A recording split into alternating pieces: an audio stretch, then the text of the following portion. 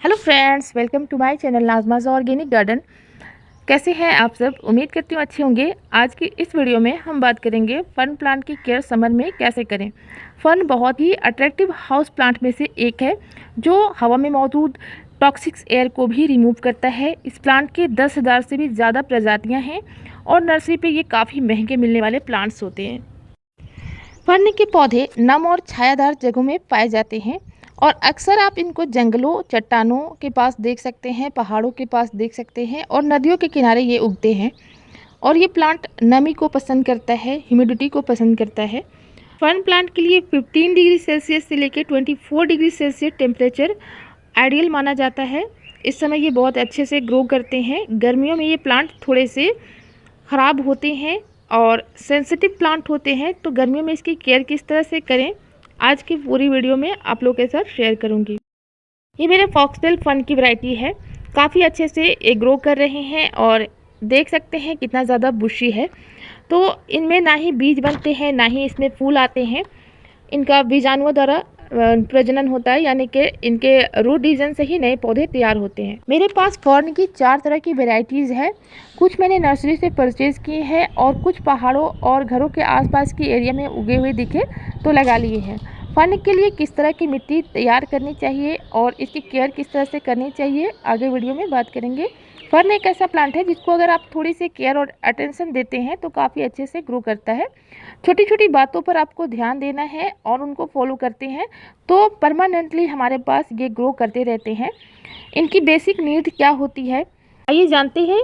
Video में and तक बने रहेंगे तो आपकी काफ़ी हेल्प हो सकती है और थोड़ी सी मेहनत जो मैं कर रही हूँ वो आपके काम आ सकती है। अगर आपके पास फॉक्सटेल फर्न या बूस्टन फर्न या एस्पेरेगस फर्न है तो सबकी केयर सेम ही होती है। पहला पॉइंट ये है कि इसके लिए किस तरह की पॉट हमें देनी चाहिए। इसकी जड़ें काफ़ी गहरी नहीं जाती हैं, इनको डीप गमला नहीं चाहिए होता है। ऊपर से जो खुला हुआ गमला होता है यानी कि चौड़ा गमला इसको चाहिए ताकि ये अच्छे से फैल सके और आपका प्लांट बुशी दिखे। जब ये प्लांट बुशी रहते हैं तभी अच्छे दिखते हैं। अब से कुछ दिन पहले मैं कहीं घूमने गई थी तो पहाड़ों के आसपास जहाँ पानी रिसता रहता है वहाँ ढेर सारे ये फर्न की वैरायटी लगी हुई थी। बहुत सारे प्लांट्स लगे हुए थे तो वहाँ से मैंने इनको निकाल लिया था और इनको बिल्कुल वेल ड्रेन मिट्टी में लगाया है।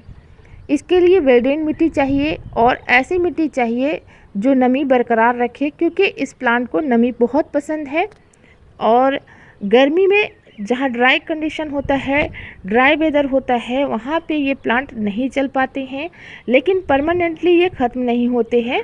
थोड़ी सी नमी और ह्यूमिडिटी मिलने पर ये प्लांट फिर से उग जाते हैं और बहुत ही अच्छे हरे भरे दिखने में लगते हैं। इस पौधे को अधिक पानी की ज़रूरत होती है गर्मियों में। मिट्टी में नमी बनाए रखना ज़रूरी है। सुबह शाम इसमें पानी देना चाहिए और इस प्लांट को डायरेक्ट सनलाइट से बिल्कुल बचा के रखना चाहिए। इंडोर में आप इसको रख सकते हैं जहाँ पे ब्राइट सनलाइट आती हो और सीधे धूप से इसको बचा के रखें। समर सीज़न में इस प्लांट में मिस्टिंग करना ज़रूरी है। सुबह शाम इस पर आप मिस्टिंग करें, यानी कि पानी का छिड़काव करते रहें। प्लांट हमारा बहुत ज़्यादा हेल्दी रहेगा और प्लांट में किसी तरह का धूप का असर नहीं होगा अगर प्लांट को ठंडक वाली तरल खाद यानी कि लिक्विड फर्टिलाइज़र हम देते रहेंगे। अगर बात करें कि इस प्लांट को किस तरह की मिट्टी में लगाने चाहिए तो इसके सोइल मिक्स को वेल ड्रेन होना चाहिए, हल्की और भुरभुरी मिट्टी होनी चाहिए। इसके लिए पीएच लेवल 6 से 7 के बीच होना चाहिए। मिट्टी, खाद और रेत को बराबर मात्रा में भी मिलाकर लगा सकते हैं। इसमें परलाइट, वर्मीक्यूलाइट भी मिला सकते हैं।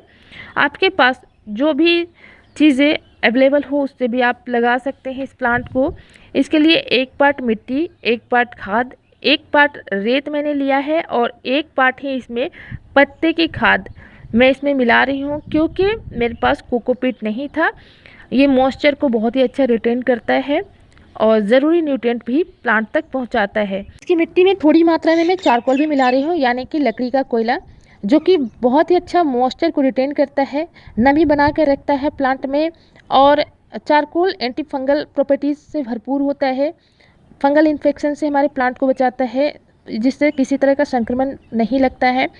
गमले में जो भी खाद पानी हम डालते हैं चारकोल उसको ऑब्जर्व करता है, लेकिन जब भी आप गमले की मिट्टी में चारकोल को मिलाएं तो छोटे छोटे टुकड़ों में करने के बाद मिलाएं और थोड़ी मात्रा में ही मिलाएं, नहीं तो आपके गमले की मिट्टी ड्राई भी हो सकती है और इसके बाद आप प्लांट को लगा सकते हैं। तो इस तरह से मैंने गमले की मिट्टी तैयार कर ली है और ये जो फन की वैरायटी है वो मुझे अपने गार्डन से ही मिली है।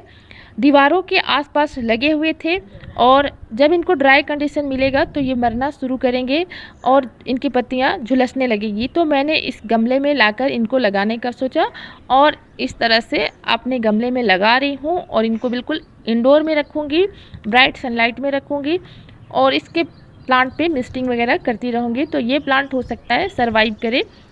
तो इस तरह से मैंने अपने फर्न की इस वैरायटी को लगा लिया है।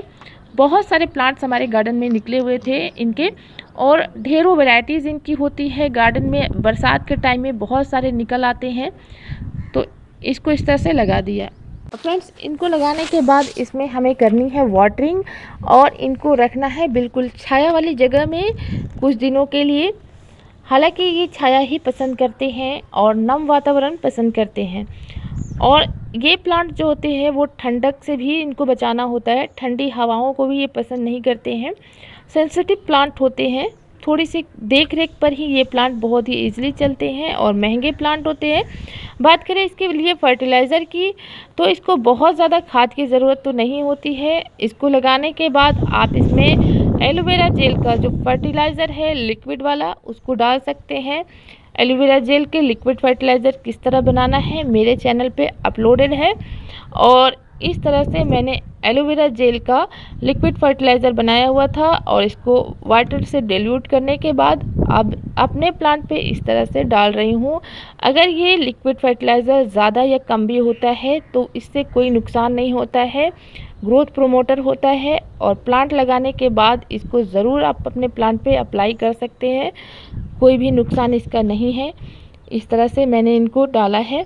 बहुत ज़्यादा खाद की ज़रूरत इनको नहीं होती है, बार बार अगर आप इसको खाद देते रहेंगे आपका प्लांट ख़राब हो सकता है।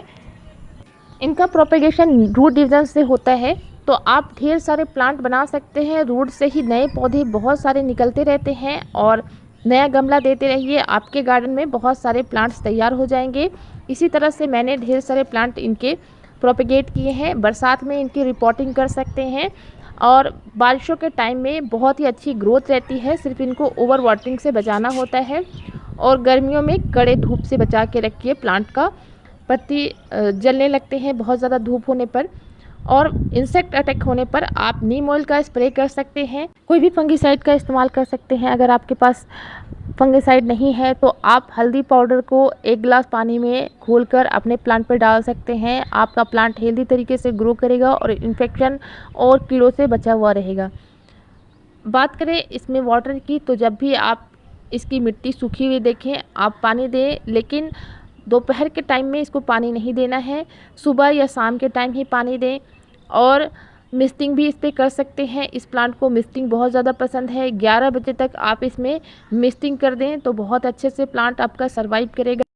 गर्मियों में आप वन प्लांट पे कभी भी दोपहर में पानी ना डालें, सुबह और शाम के टाइम ही पानी दें। अगर आप दोपहर में पानी देते हैं आपके प्लांट की पत्तियां झुलस जाएंगी और आपका प्लांट बिल्कुल स्ट्रेस में चला जाएगा। मिट्टी बिल्कुल गर्म होती है और इस प्लांट की जो क्राउन एरिया होती है उनको आपको ध्यान देना है कि कहीं फंगस वगैरह तो नहीं लग रहे हैं। फंगस का अटैक इस पर बहुत जल्दी होता है और क्राउन एरिया को मिट्टी से भी कवर नहीं करना है, क्योंकि क्राउन एरिया से ही नए नए बेबी प्लांट निकलते रहते हैं, जिससे आप नए पौधे भी तैयार कर सकते हैं और आपका प्लांट बुशी भी बनता है।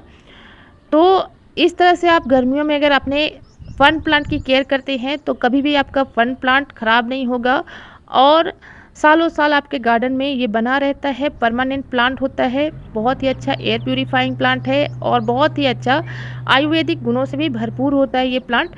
तो उम्मीद करती हूँ कि ये वीडियो आपको अच्छी लगी होगी। अगर आपको वीडियो अच्छी लगती है और मेरे द्वारा बताई गई ये जानकारी आपको अच्छी लगती है तो वीडियो को लाइक कीजिएगा, चैनल पे न्यू है तो सब्सक्राइब कीजिएगा। मिलते हैं गार्डनिंग से रिलेटेड ऐसे ही वीडियो में, तब तक के लिए bye, take care, keep gardening and happy gardening, bye.